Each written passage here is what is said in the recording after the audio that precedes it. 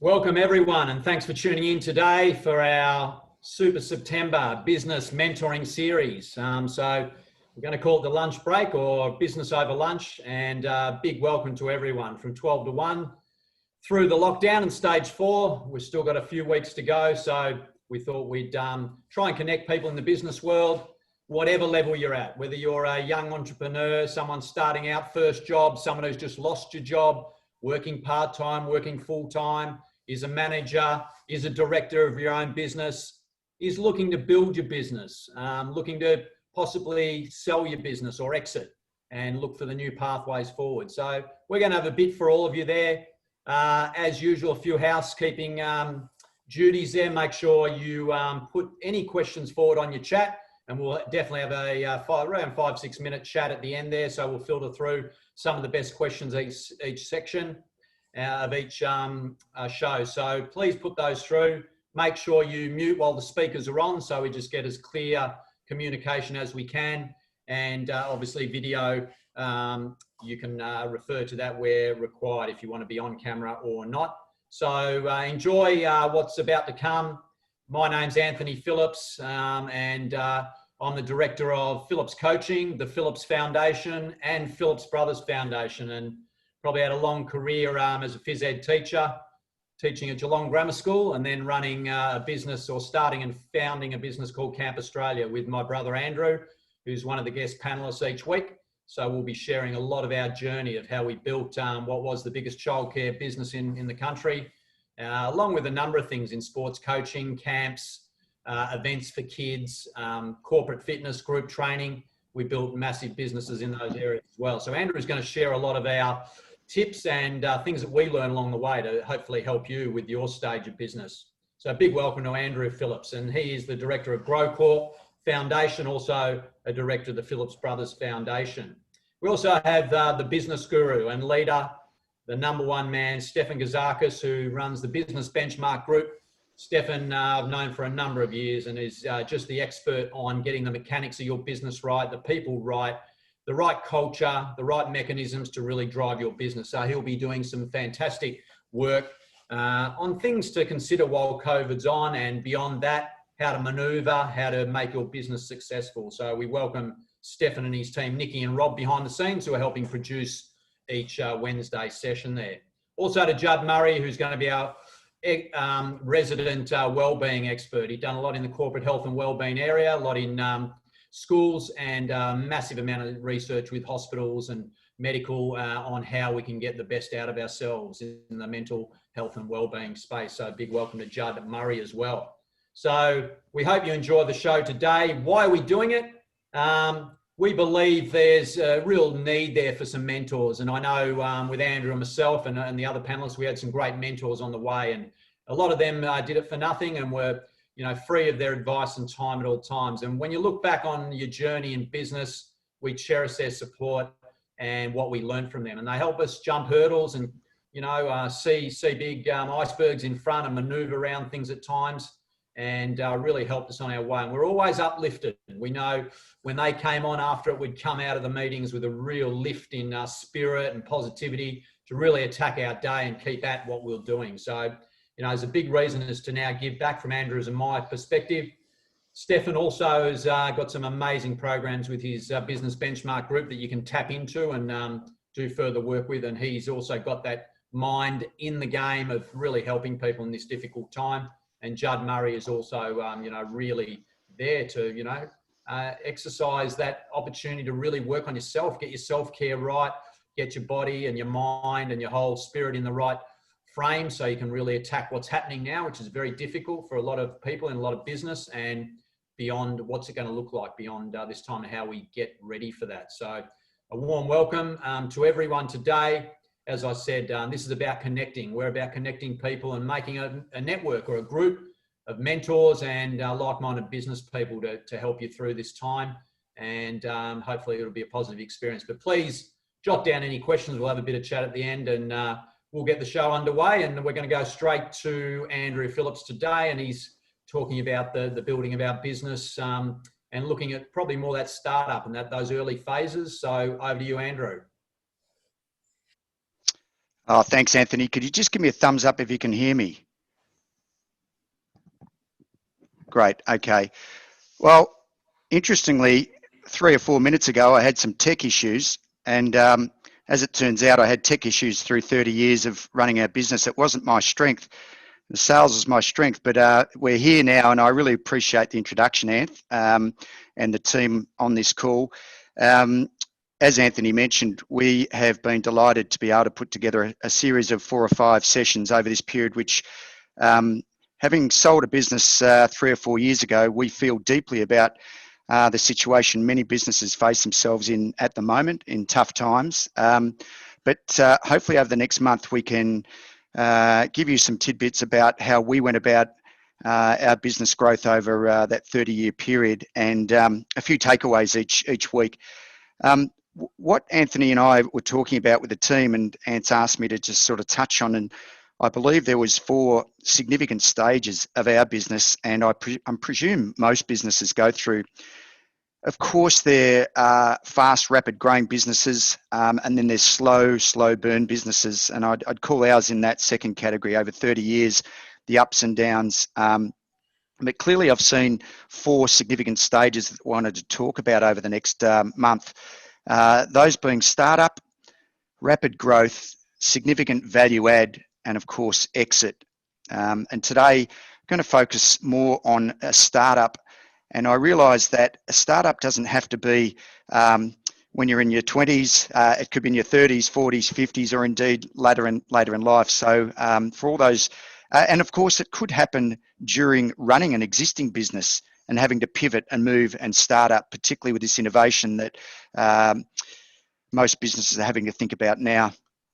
So today's session is about a startup, and a number of the people that I'm working with at the moment, either in advisory or mentoring role, are at different stages through their business growth. And it's been just wonderful to be able to listen more and more about young ideas or young people with new ideas, particularly in the social enterprise space. I think through trial and error, Anthony and I sort of forged our way through, and here's some slides there over the journey. Our CEO took us on a conference about 20 years into our 30 years and asked us why. And we actually sort of didn't really think much about our love for kids, and our love for sport was what took us into sports coaching at the start. But I think if you think about when you're starting a business or you're thinking about a new one within an existing business, ask yourself why. What is the purpose? Where is your passion? And one that we particularly now focus heavily on is it a society need or a want? I'll give you an example of that in our business as we went through what was pretty much a want for kids and parents as sports coaching and programs morphed into childcare, which changed significantly in society's need in the last 15 years. As you'll see now, and you probably hear so much of aged care in our news feeds at the moment, and the rapid growth because society is aging, and aged care has become a really big business, as too was childcare for us in the latter stages of our business. So I ask you to consider in your startup, why? Why are you doing it? Do you have a purpose for it? Do you have the passion?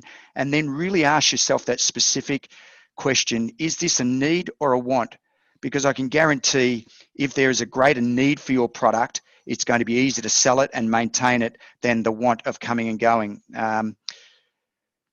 Second part is whether we think about our own personal values, our family values, business values. I think they all morph. Anthony and I were lucky enough in some of the advisors that we had around us when we were in our early 20s, in fact, late teens. Two gentlemen that were in our advisory board for 30 years, the Donahue family, created some values that we had to talk about a lot. Professional and ethical were the 2 absolute main values that we started with, that we wanted to professionally do everything we did. So every part of our business was done professionally to the best standards we could possibly do. And ethically, we would always be honest with ourselves, honest with our customers, honest with our staff as best we possibly could. We could lie in bed straight at night with those 2 things. And on top of that, respectful of all the people, respectful of ourselves, respectful of our teammates, respectful of our customers, respectful of our staff, and grateful for the opportunities. So they were the values that we lived by, and I'm sure in your family, in your personal life, and in your business, you'll have your own values. Interestingly, in a startup, I also learnt probably the hard way early is that one of our board members talked about there's 4 ways to make money. And if you're considering how to make money, you can make money through your personal time. And I've given some examples here as a personal trainer, 1 hour by 1 hour by 1 hour. It's very difficult. You can then go into the stage 2 where you've got a business that has start and stop sales repeats. So yes, it can grow significantly, but you've got to always find that next sale.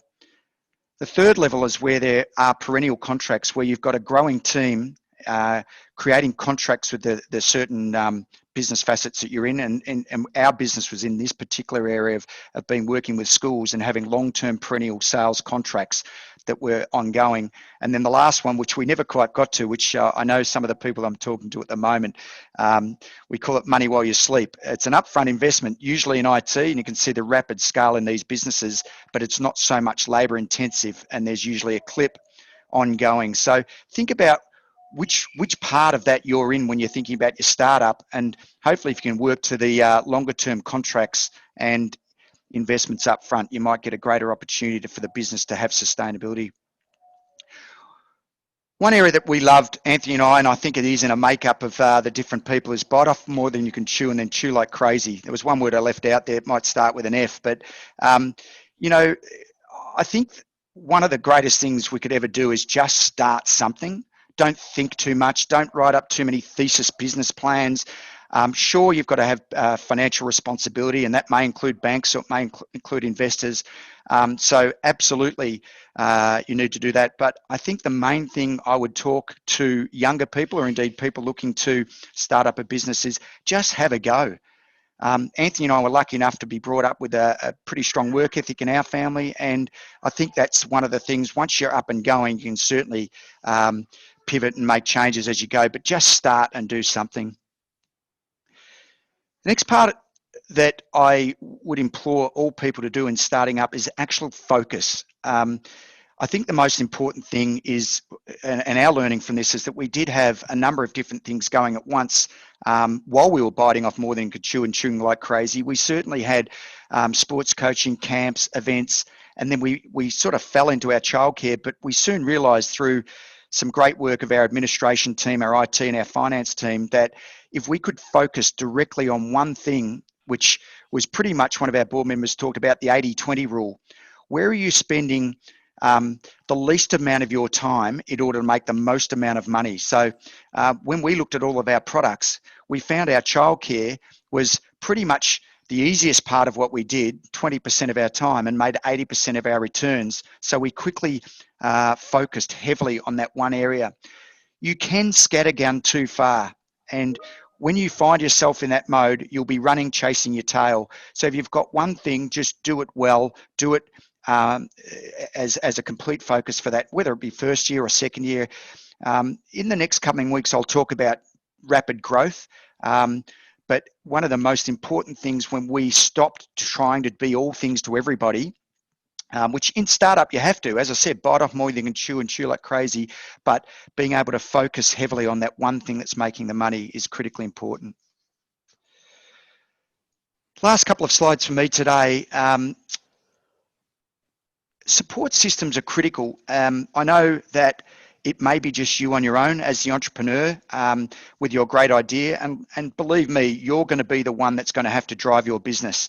You're going to have so many great people help you as you grow your business, and you'll have needs for people and indeed the cash to be able to bring other people on. But if you are in the opportunity to build a team, and I've just made some simple notes on some of the teams we had in sales, marketing, finance, HR, operations, customer service, IT. Never be afraid, mate. Anthony always talked about never be afraid to hire somebody smarter than you or more capable than you in these areas. You'll have your strengths and your weaknesses, but certainly knowing those is important in building a team out. But make sure that you're the one driving as the entrepreneur particularly in a startup.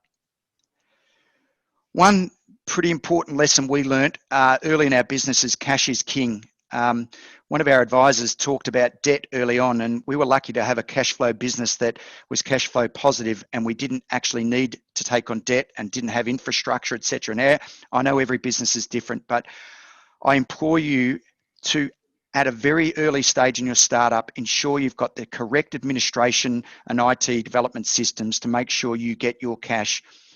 One thing that I know is that those who scream loudest get their cash first. So don't allow for debtors, don't allow for people to not pay you for your service.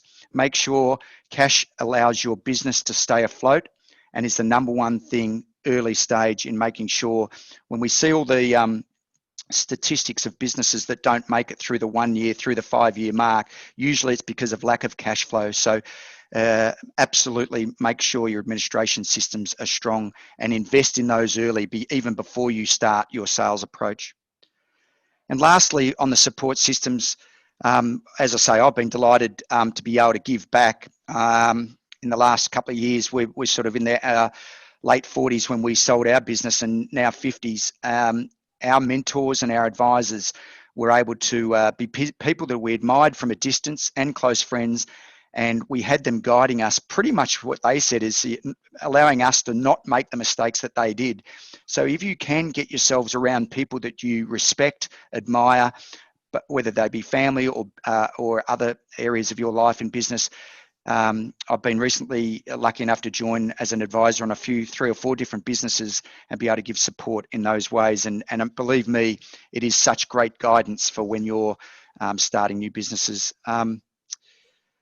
I know it's a very simple process at the end, this last slide of keeping it simple. I read a little book from Dick Pratt, one of Australia's greatest businessmen, and one of our board members used to say it's very simple. And in today, I am probably talking to very experienced business people and some that are in their first stages of their business life. Keep it very simple. When there's a problem, go directly to the problem. Tim Donahue, one of our board members, what's the problem? We've always got a solution. Let's just work out what the problem is and we fix it. And live within our business means. And it's a very simple line. Income less expense equals profit. And if we're not doing that in our personal life or in our business life, we soon won't exist. So I really thank all those that are listening for the opportunity to just give a few little tips from Anthony and my early stages. It's a long time ago when I remember some of these phases, but in fact, one of the most important things is I didn't really remember too much because we're just actively doing. So if you are in this stage and thinking about the problems of society today and what a solution you might have, that first thing is just go out and do something. You'll work it out. And you've always got the people like on this call supporting and be prepared to be mentors and advisors for you. So thank you to Anthony, and I'll hand back to the team. Rob.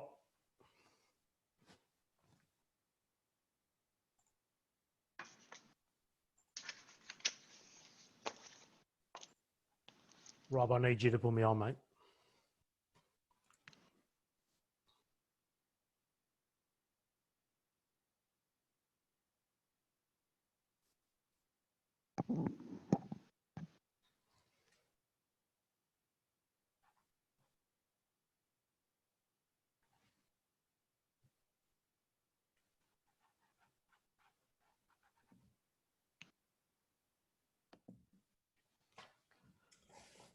Just while we're waiting for Stefan there, Andrew, can you just jump back on? Certainly can. Yeah, and just Lisa from Seed Yoga. Yeah, welcome, Lisa. Thanks for coming on. Just, and you're a good one to answer this one, mate. Lisa asked, how do you find a good mentor? And I reckon you're the expert with our business at finding those mentors. So maybe before Stefan starts, just a quick response to Lisa.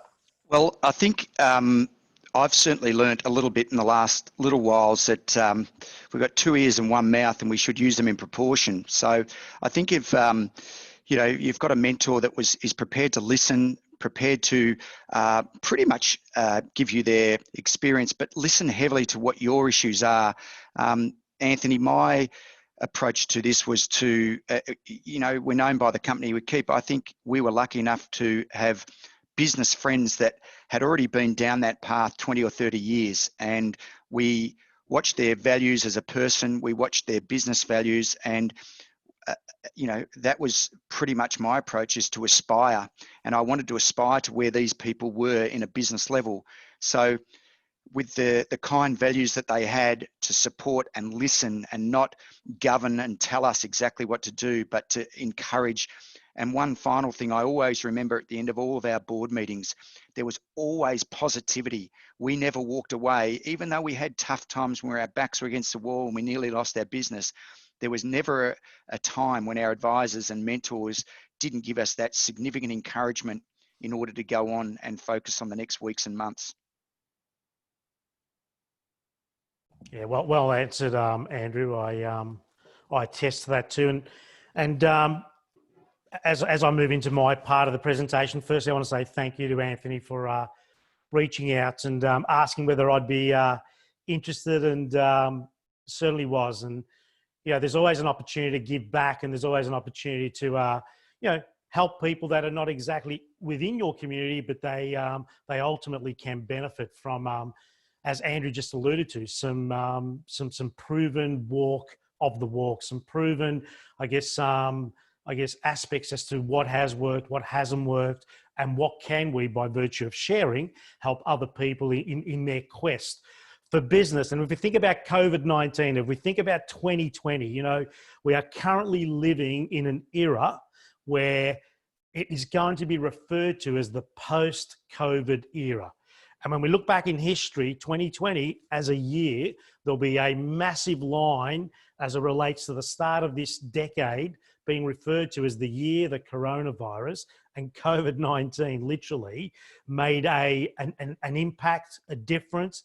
And it's also going to be the birthplace of some amazing businesses and amazing progression in business, whether it's the pivot that Andrew was sharing earlier, or it's the ability to look at the business and say, okay, how is it that I'm going to not only survive, but also thrive?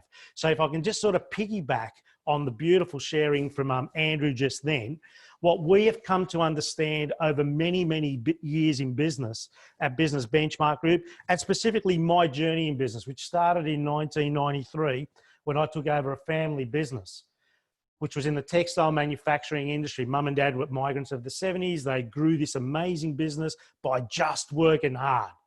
And my sister and I grew up in an environment where, Mum and Dad weren't there all the time, not because they didn't want to be, but they were so committed to working harder and serving their customers and delivering more.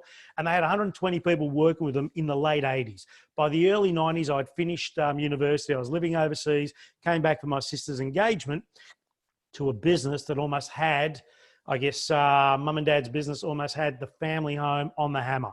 So Mum and Dad went from this most amazing business and were financially retired in their 40s to a place where we almost lost the family home. I took over that business. It was never my intention, never my plan, certainly not my passion. And over 10 years, from 1993 to 2002, built a business with the support of advisors and mentors that were getting paid at a time when we couldn't afford to put food on the table. But our commitment to having the right advisory team, my commitment to take on that business and rebuild it.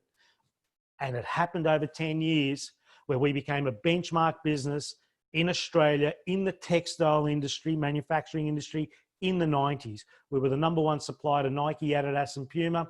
We rebuilt that business back up to 70 people. And I don't say all this to impress, but just to impress upon you the opportunity that is in the market right now to either start your business, progress your business, or do something that is amazing with your business has never been greater. And thereafter, in 2002, when we sold that business, I went on a journey for which in 2005, we started what is now known as the Business Benchmark Group, which specifically worked with business owners who needed to understand that getting home at a certain point at the end of the day and having family with their children and or watching little Johnny or little Samantha play Auskick and or netball on a Saturday was okay. Surrounding yourself by building a structure, building a business that was not central to you was critical. And on that journey, in the first 520 weeks of my journey in business, I got to understand that every business, and most importantly, our textile manufacturing business, had three key areas to it. So your business, my business today, the NAB private banking, makes no difference what your business is. There are 3 key areas in your business. Sales and marketing is the first area. And I guess it's the commencement of a conveyor belt. How is it that we're attracting ideal customers? The first and most important decision you make in your business, which was the first and most important decision I made back in the early 90s with the support of my mentors and advisors. Who do you want to be serving in the textile manufacturing industry in Australia, Steph? And I said, well, I certainly don't want to be supporting Target or Best for Less. Imagine having a customer like Best for Less, as if you're not going to go broke serving those guys, if you know what I mean. So making that decision in your business as to who is your ideal customer and how is it that you are making it easy for them to buy. You never need to sell anything ever again if you have an attraction, I guess, approach in your business as to who you wish to be attracting and how is it that you make it easy for them to buy. We call that at Business Benchmark Group a thing called lead flow. And once you've attracted the ideal customer and you make it easy for them to buy, which is a process, it's the most important system in your business, firstly and most importantly, because it's the only thing that puts money in. Once you've said yes to a customer and they've also said yes, now you have an obligation to deliver the work. And that's ultimately known in small business as workflow. How is it in operations, which is the most expensive part of most small businesses? Your people, your machines, your ability to deliver on the promise that you made in sales is ultimately in your operational component of your business. How is it that you deliver on time and on budget for 2 parties? The first party that you must deliver on time and on budget for is always the business, so that it's here next year to do it again. How is it that you deliver on time and on budget and a little bit more than what you promised every single time is the responsibility that your business takes to the market and how it builds a reputation for which every other day you're putting an invoice out and an invoice comes in, as in being paid. How is it that you are building a team that's going to be better than you? A predictable for profit business is central to your operational arm of the business. And if you're clear about what it is that you are attracting and what it is that you're actually promising people you will deliver by way of a product or service, then building the structure and ultimately what makes you different, not unique, different. And customer service and customer delivery, customer journey are systems that certainly lay in the space called operations. So we call this workflow. So how is it that your lead flow and workflow, and because you're invoicing every other day and you have a very tight control of your cash flow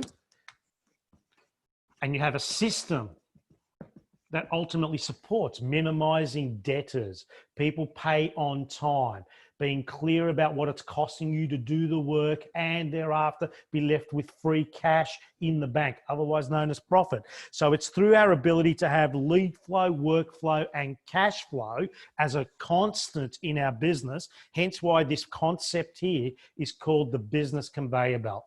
And if you can get really good at understanding the scores in your business, the numbers never lie. Words are good, stories are great, the numbers never lie.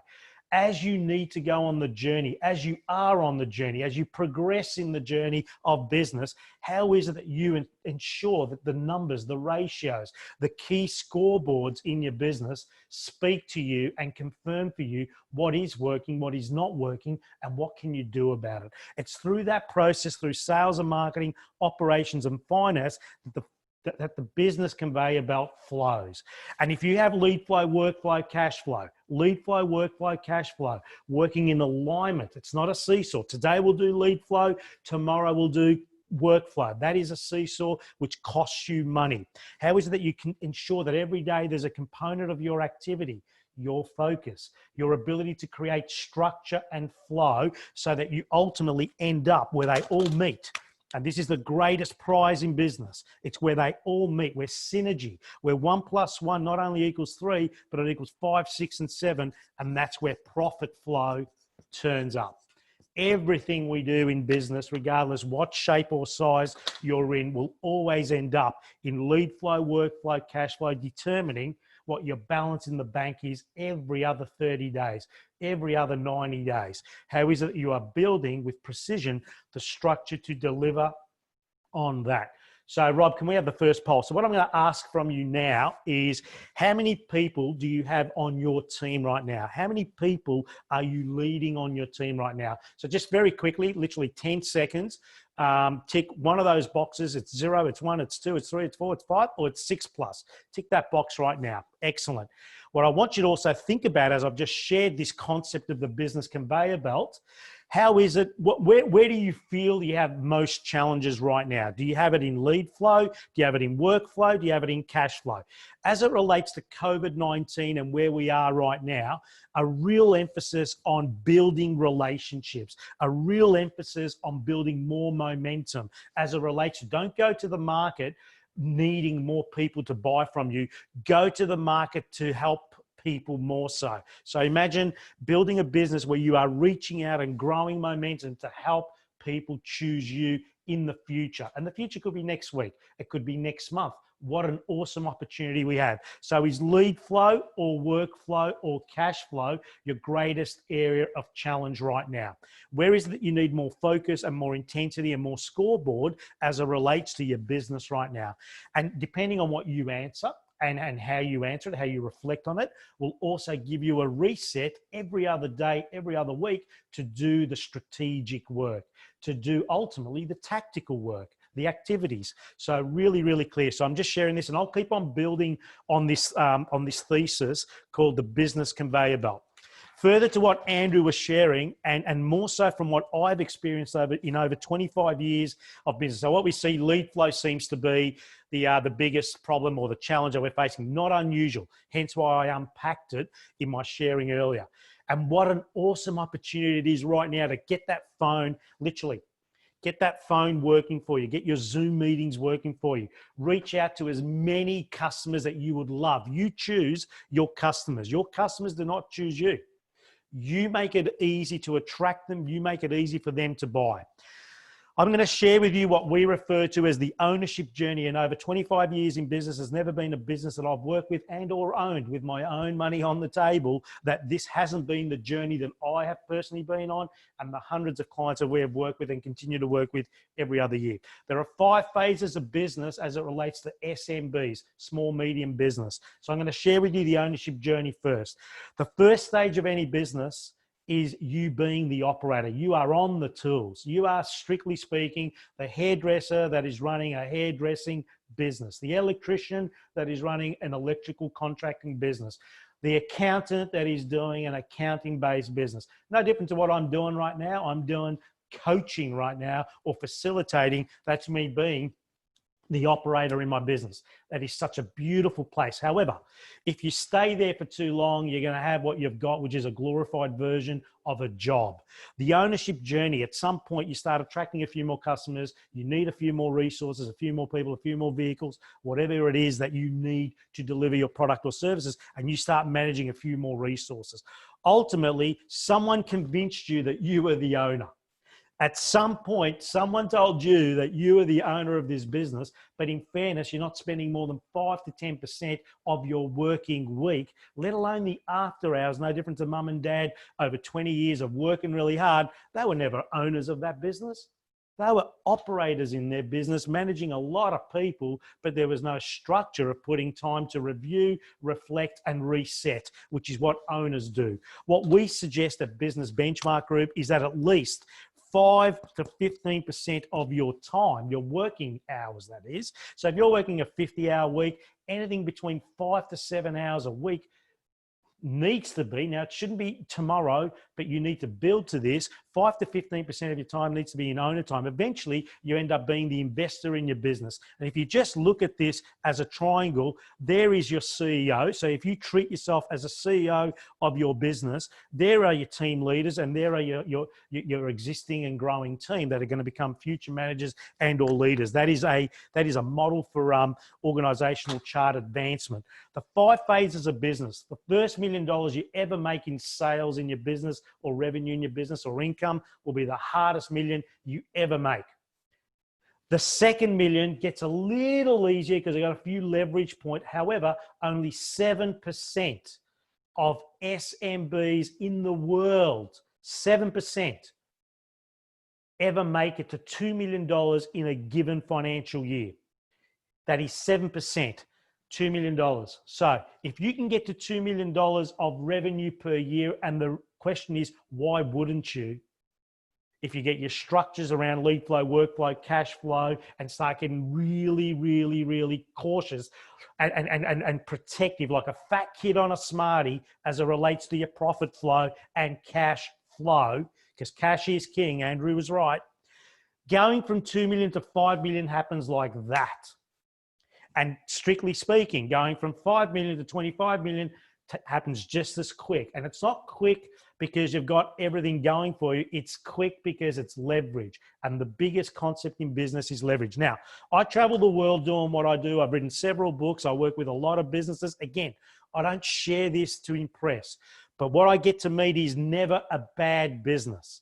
I do meet business owners that have got stall or anchor or somehow a glass ceiling that they're not prepared to break through. So what I'm going to share with you as my final concept here today, and we'll build more on it next week, is this thing called the identity shift. And most people, as it relates to most people, actually, I'll do a new flip chart on this one, just very quickly.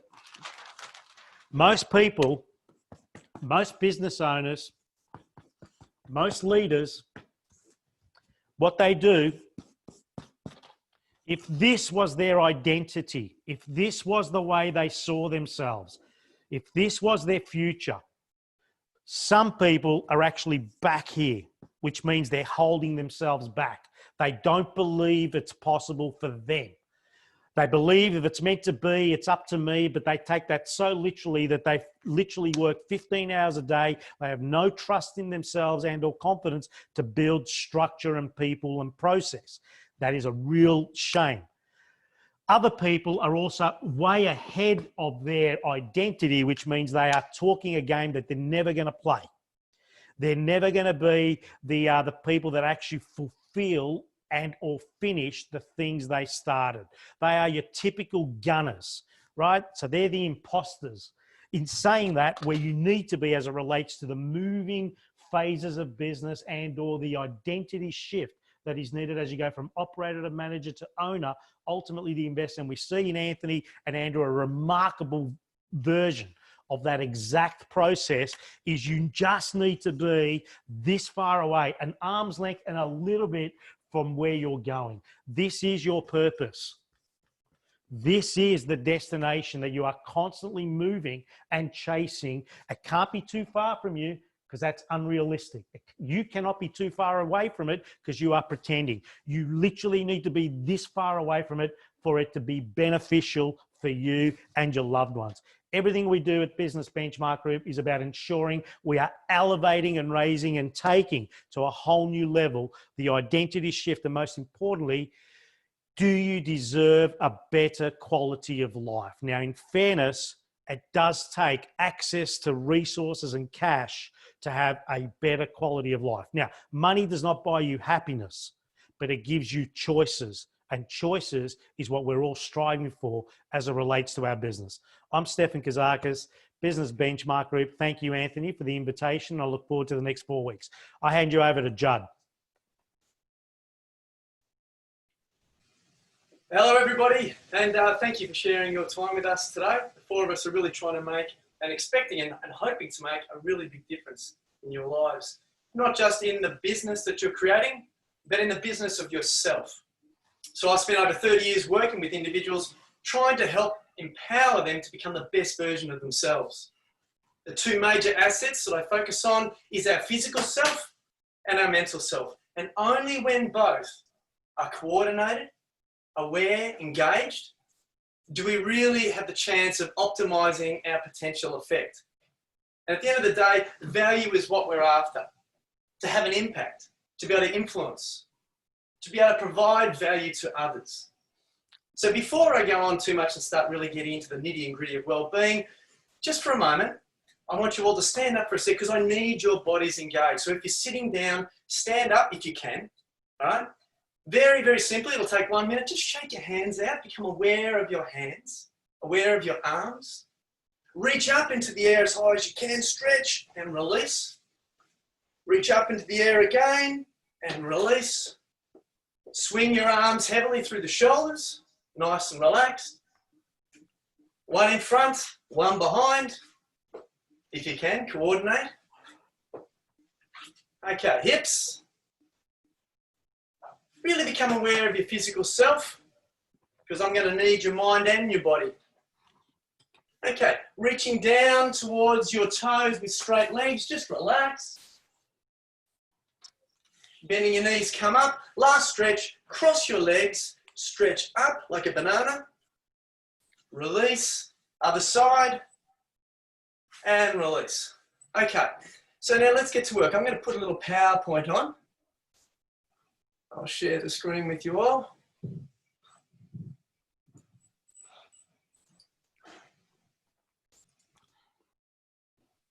Okay, so I'm going to be discussing the business of well-being, how it can help us as individuals and as collectives. So the first thing is I ask you, what is well-being to you? So just reflect on that for a moment. Obviously we can't talk, but I want you to think about what well-being means to you.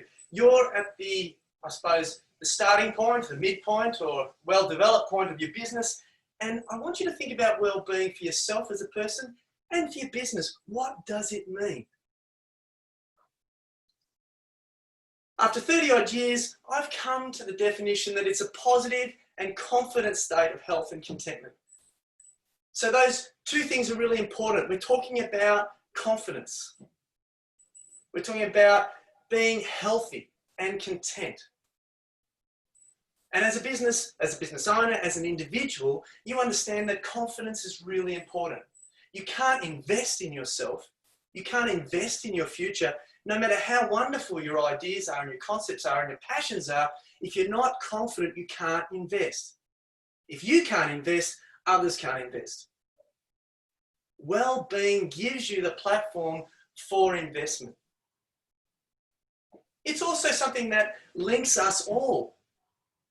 From the youngest, from the most disabled and most, I suppose, financially struggling individual through to the most high-performing, well-off individual, we all require, desire, we all need a level of well-being. That is a primary driver for us. Confidence in ourselves gives us the ability to do. And both Andrew and Stefan were talking about doing. This whole series over this next month is not going to be all about theory, although that's important. It's going to be about understanding and applying, which is growth. Growth is awareness plus adjustment. Becoming aware of what we need, what we want, adjusting our lifestyle, our assets, and then growing through the process. Health literacy is a very important part of well-being that basically governs our capacity. If we look at health literacy, it breaks down to 4 areas. It breaks down to the first one is nutritional health.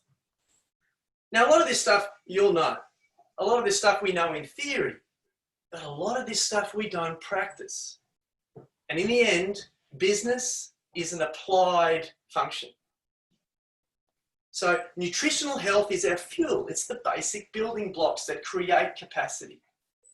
If we eat poorly, if we don't give ourselves those essential nutrients, those essential building blocks, we can't hope with any logic to perform at our optimal level. Now, nutritional health includes hydration and breath. At the end of this session, we're going to do some breathing practice and I'll talk to you more about that. Next one is physical health. The way we express, the way we move, the vehicle that transports us around life, that expresses to others. You are listening to me through physical manifestation of voice. You are watching me through my body as an expressive vehicle of my intent, my consciousness. Mental health, the way I construct, the way I understand, my awareness, the way I package, the way I unpack.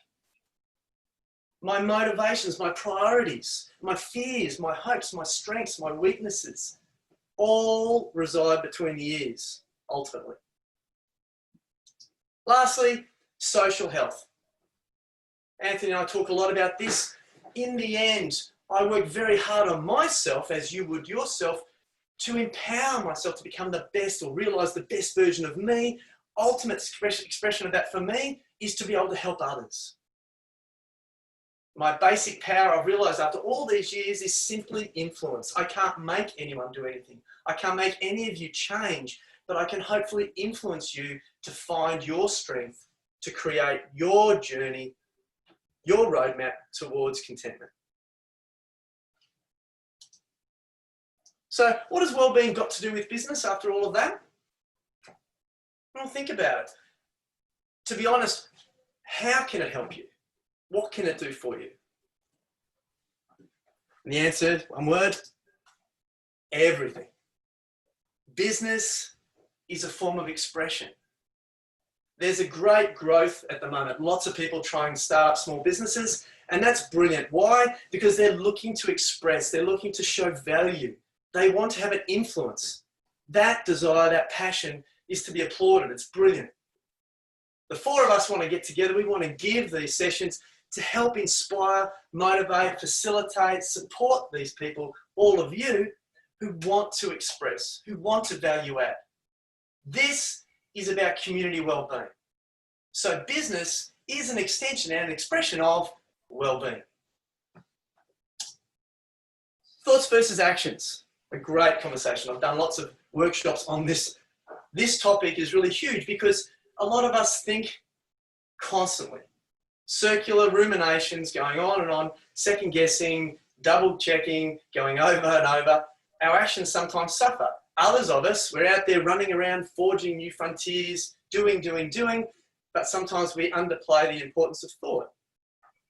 Now, an interesting thing, when I do a lot of surveys with clients and groups, a lot of us believe that we're the product of our thoughts. That the root of all things is thought. Yes, I think, therefore I am. Interestingly, others believe we're the product of our actions. Others can't see the way we think. They don't hear, luckily sometimes, what we're thinking, but they see what we do. As a business, they see what we produce. They can't always see what goes on in the background. They can see, though, what we create, what we provide. The truth, ultimately, though, I've found, is that genetics and environmental factors aside, we are the product of what we do most. It's our habits. Andrew was talking about some great things this morning, as was Stefan. At the end of the day, what you practice, what you do becomes, ultimately, what you are. So if you normally get up well in the morning and exercise, if you normally eat well, if you normally think positively, yeah, if you're normally kind and generous and empathetic towards others, this becomes your legacy. If you want to be those things but you don't normally do it, it won't. If you want an outcome, you must put in the effort, you must put in the time, you must put in the practice to create the pathway to get to that destination. So a business plan, a roadmap, is not just a long-term goal. It is a guide. It supports us through sometimes a really difficult journey. It's reactive, it's proactive, it's sensitive, it's adjusting. It reflects and is part of the well-being itself of us. And we use our guide, our business plan, our roadmap to help make sure we stay on the right track and making sure that well-being is an essential part of that. And as these sessions go on, I'm going to literally show you how to do this. Now, what we're going to do is at the end now, we're going to do some practice, because I found that breath is one of the first things I need to teach people because it's so powerfully influential in our mood. The breath is the gateway to consciousness, the gateway to control. Now, the first slide I'm putting up here is this two-phase square breathing for fight and flight. Now, this is the normal way people breathe. So normally, if you think about yourself, you'll breathe in, you'll breathe out. You'll breathe in, you'll breathe out. In truth, most people breathe between 7 and 15 times per minute. And they breathe this way, often using their mouth in and out or their nose in, mouth out. Now, this does work. If I'm exercising, if I'm running around, if I'm sparring or doing any form of training, in and out breath, I need maximum volume. It's fine. It also, though, stimulates agitation. It gets me excited. For fight or flight, it's the perfect breath. But it's not sustainable if I want to be calm. It's not sustainable if I want to be in control. When I'm not needing to fight or flight, I have to modify my breath. And this is what I'm going to share with you now. This next type of breathing, three-phase rectangular breathing, is really for mindful control. And this is my expertise. This is what I share a lot of time with people, how to control yourself, the state of you. I love to talk like this to people. I don't ever really get hassled about it because I'm so excited about what I'm sharing with you because I feel mindful of the topic, not myself or my ego. The power of this type of breath gives me the space to keep me calm so I can stay on point. And as business is made of people, people being on point, people having mindful control, potentially, obviously, create better business capacity. So let's look at this drawing for a sec, this image. So what you've got on the left-hand side going up the vertical, you've got an in-breath. Then you've got an out-breath. Then you've got this part I call a rest or a prime. That primes for the next breath. You go down the vertical, in, out, prime again. The idea is to lengthen the rectangle, to slow down the breath. When we breathe in and out, we try and use the nose. When we're not in fight or flight, that is, we can be calm, using the nose as our primary breathing vessel. We breathe in through the nose up the vertical. We breathe out through the nose, across the horizontal. Then we rest, prime. Then again, breathing in, out, rest, prime. So let's just do that together for a sec. I'll just get rid of this.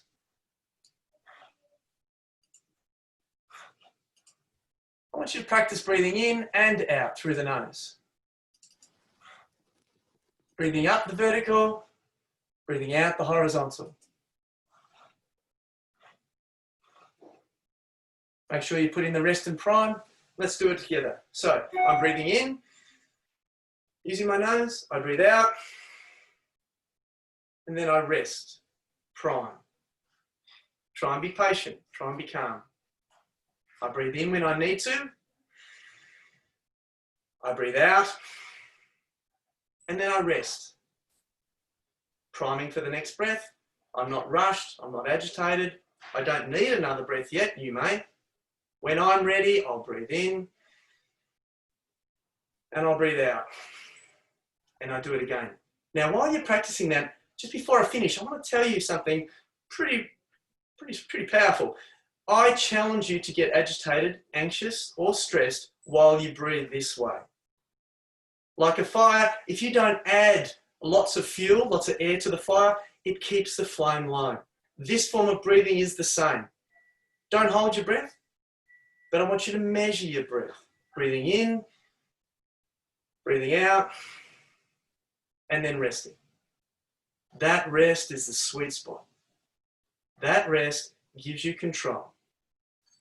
If you find yourself getting agitated, if you find yourself moving away from well-being, slow the breath. 3-phase mindful breathing. So I want you to practice. We'll be doing more of these things through the sessions. As you work the theory, I'll also bring in the practice. All right, so thanks for listening. I'm going to hand you back to Anthony and see you next week. Great work, team. Thank you so much again today to Andrew, Stefan and Judd, and Nikki and Rob for producing there. It was fantastic, Andrew. You know, those key points about putting great people around you with the right skill set that you don't have is crucial. Finding those good mentors that will give some time. You know, they see, I know our mentors saw the value in just helping us, you know, and seeing us take on their advice. That was just brilliant. As Lisa said, finding the right mentors, going to your networks. If you don't ask, you can't find out. So I think that's, you know, been really good advice. And revenue is king. You know, that sustainability of your product. You've got to have revenue coming in to then plan all those other things around it. And Stefan with his mechanics there, the finance, the sales and marketing, the ops, you know, that is the core to everything. Delivering on time and budget, good messages, you know, structures everything. Even us in sporting backgrounds, you know, you've got to have a structure and a system, and then you can work your strategies and your tactics. You know, you've got your forwards, your sales marketing, you've got your backs who are watching the admin and the finance. You know, it's really, we did run our business in a bit of a sporting way. It's the only way we learned. We weren't really business people, but, you know, we had an education background, and I suppose communication, building relations, and belief, a lot of belief in what we were doing. And, you know, I think when you get Stefan's points there, that conveyor belt, the lead flow, the workflow, cash flow, you know, that is crucial. And it's great for him to share that and put in such simplistic terms. And I really do love that identity shift. I mean, many times Andrew and I thought, you know, we had ups and downs in our business, and, you know, we thought like giving it up and selling it off really early, it was just too hard. And then, you know, we get a lot of revenue in, and our dad had started to fall through the sieve. You know, we just didn't have good mechanisms until, you know, we really got those robust systems behind it, and IT really pinned it at the end. But I think the ability of the leaders and the owners and the real executives, doesn't matter what size your business is, you've got to be stretching, like Stefan said, reach out. You can't, you know, you can't just sit back and wait for things to happen. And Andrew was a leader in that, a real go-getter and a real driver of our front end of our business there. Judd, you know, you and I speak a lot, you know, well-being, you know, we all want to feel well, but I think being is about being present in the moment. We hear it a lot, but you've got to practice these things about being with your breathing, being able to focus on what you're doing right at the moment. And I think those slides and your explanations today were fantastic. That one on helping others, I think, gives you great intrinsic feeling, you know, when you actually service other people, whether it's for monetary gain or for philanthropic means or just pure voluntary. It's an amazing source. I know some of the best things we've done in our life have got nothing to do with, you know, running a good business or making money. They're actually about helping people in a lot of our philanthropic work now, and building schools and giving education to kids that we've seen in parts of Australia and abroad that don't even get a basic primary education. So, you know, that ability while you're on your journey, I wish we knew it earlier, to actually make some difference on the way, I think is really important. And that'll be sort of my little wind up at the end, is we can all be part of that. And by just tuning in today, hopefully you've listened and, you know, can be a part of our network with that. So a big thanks. I haven't seen too many chats, a lot of thanks. You know, it was great to, you know, get those. Brett, thank you very much. It is being recorded, the session, so you can check that out again and review the presentation. Craig, great support there. Phil Warren, great to see some comments coming through. And really, at the end of the day, if you've got any further questions or you want to leave any on the chat, definitely do that. And I know Stefan, Andrew, Judd in particular, or myself can get back to you. A lot of you we already help out in some capacity, so we will certainly continue with that. But a lot of great thanks just coming on the chat there. Probably just one final word, from each of the guys. I suppose just a quick question to Andrew. I know there's a few young ones on the line there, mate. So, and a lot of entrepreneurial thought. One little thought for those guys with these big ideas, you know, like I know you and I had at the start, maybe one really short response to those guys that were listening in today, I noticed on the attendees. Yeah, I think we touched on it earlier, is the number one thing for an entrepreneur, which we see in everyday life, is their ability to get up and go. Anthony and my father has one saying, the only way is up. And we've used that as our mantra for everything we do in life, actually. So I just delighted to go through with Judd's work there, because that was not available or present, that we weren't mindful at that stage. But I think if we can all take that into our daily lives, our performance in business will be a whole lot greater. So I would say a combination, Anthony, is that you know, the positivity of the opportunity to do whatever you focus on, and be mindful and look after your body, mind and spirit, I think is what young people today can really take forward. And probably one to use, thanks Andrew, one to use, Stefan, and again, I know there's people in different stages of their business. You know, what about something for those that are they're in business at the moment, been there a long time, and what are some of the key, just a quick one on restructuring in this time, you know, where business may have, I know a lot of business we work with, the revenue, the cash flow's gone down. What are those things that really come to mind quickly with your great experience that they need to maneuver, you know, most importantly? Yeah. So one of our key messages in as it relates to the period we're in, Anthony, it's always going back to the basics. It's always going back to, you know, what were the motivators that got you started? And if you think about every year, there's a restart. I mean, we've just started a new financial year. It just so happens to be in a very tricky year. But what an awesome opportunity to just refresh, reflect, review, reset relationships, reputation, referrals, all the words, which are all about let's get up and go again. You know, in fairness, when you think about what Judd shared and what Andrew shared, and also some of your pearls of wisdom there, who do you need to be and what do you need to do always comes second. The doing part is the actions. But if you get who you need to be right, which is why I just shared the identity shift as a very basic concept for self-reflection, self-awareness. Who do you need to be? Because we are human beings. And what is it that you need to do so that you could have what it is that you wish and or deserve to have?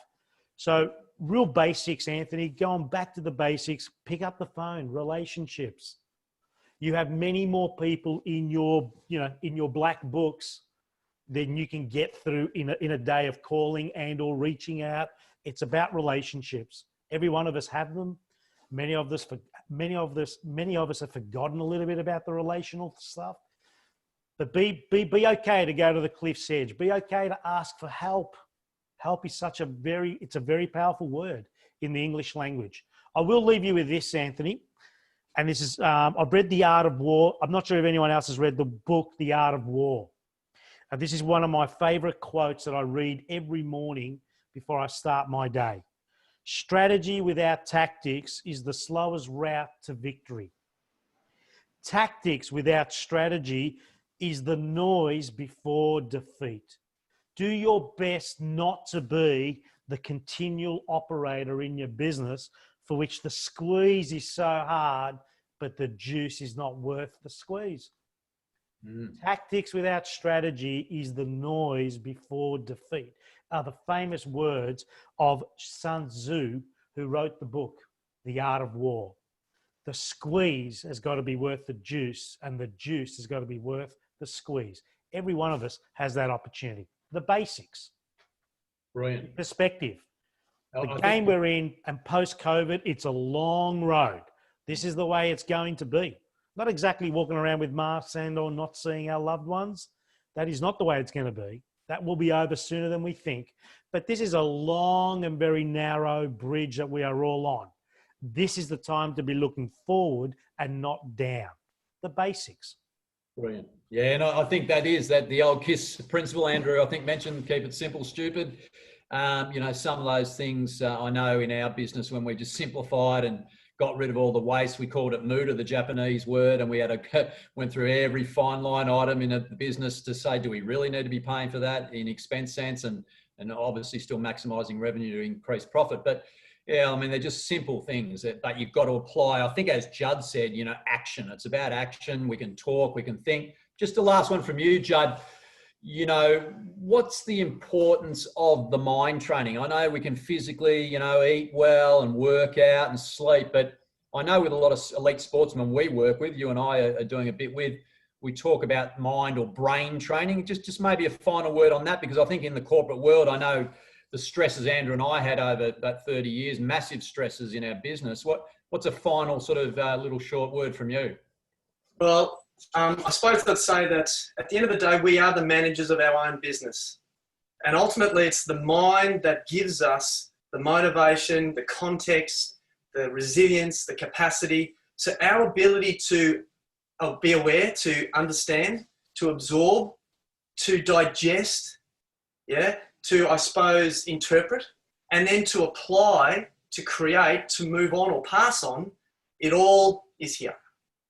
So the physical self is very important because it feeds back to the mind, but ultimately the mind is what we, I suppose, waken to in the morning. That's what we go to sleep with at night. So in the end, my statement was going to be, basically something quite strong, like, focus on your business and as an extension of and an expression of your well-being. Yeah. So as Stefan was just saying, then he's talking about, this is not just going to happen for the short term. This is going to be a long-term thing. Well-being is for life. So the skills we develop now are going to be there to warm us and to protect us and look after us mentally and physically for the rest of our life. So let's make the 1%ers, the little things we do over and over and over again, the core value of who we are and the value of what we build our business on.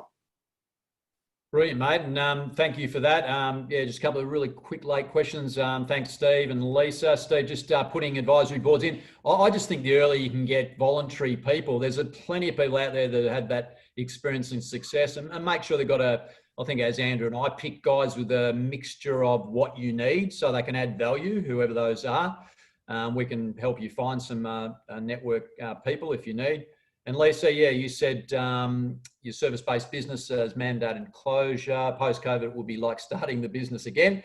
Thoughts? Yeah, well, I think that's, you've done super well. I know you see yoga and your online has been probably a godsend for many people to tune in and still see their regular faces and get some really uplifting, stuff like Judd's doing, maneuvering the body, calming the mind, hearing a bit more of the spiritual journey in life has been fantastic. But yeah, we can definitely chat to you about some ideas there. And I know you set up a retreat, which was brilliant, a full day retreat last Saturday. So having new initiatives, I think like Stefan and Andrew are saying, we had to keep reinventing and keep creating new, we call them super products. So I think that's the exciting, innovative challenge. So thanks, Anthony, on Stephen's question. So we have set up a program that started 10 years ago that typically focuses on business in this $1 to $10 million space. And it's called Board of Directors 12. And it's a great entry point that gets business owners ready for when they have their exclusive advisory boards. It gets them ready for that. So that's potentially a program that could be of interest to Steve and others. And again, this is not about promoting our products, but Anthony, your question, your answer there was on the money. The sooner, the better. Perspective is a great thing. Yep. Could I add to that, Stefan, that Steve, if you're still listening, one of the diversities of the as Ant mentioned, the skill sets that you're after. You're in architecture, so it would be, we had a sales marketing expert, we had a finance expert, we had a pure entrepreneur, and we definitely want to get specific skills on the board. But one really important thing that I think is great for entrepreneurs and business owners is that often it's a lonely place. So you'll have meetings, and Anthony and I are in business 50-50 for 30 years, but we had no higher group to report to before we had our advisory board. And when we did so with great respect, that every time we had a meeting and we had actions, and we only had quarterly meetings, that we didn't take too much of their time and respected them, we acted on those minutes and we came back and we presented back to that board every quarter. So one of the great disciplines of having an advisory board was to have a higher purpose to report to. Because as an owner, you've got, you can go and lie on the beach if you want. But interestingly, on our very last meeting after we sold our business and we were thanking our advisory board, one of them said, geez, I never thought you were going to do all we said. I said, what do you think we're going to do? And, that we had a big laugh about it because it was actually, we took their words verbatim and it was like gospel for us. We watched them succeed. So everything they gave us in those meetings was like gold and we acted on it. So if anything at all, if people are thinking about advisors and board members, it is the ability to have a discipline within your business to report up to, which is a great thing. And Phil's got a great question, but we might carry that one over because I think it's a good one into rapid growth and, moving on from that advisory board, why you would put an external CEO in a family business. And I think that's going to tail in beautifully to next week's session. So Yeah. I think we'll wrap that up today, guys. Hopefully everyone's gained a few little pointers here and there. If not, you can follow up with any of us. Thanks again for listening in, and we'll see you next Wednesday, 12 o'clock. Thank you, guys. Have a great rest of the day. Thank you. Thank you, everyone. Thanks, everyone.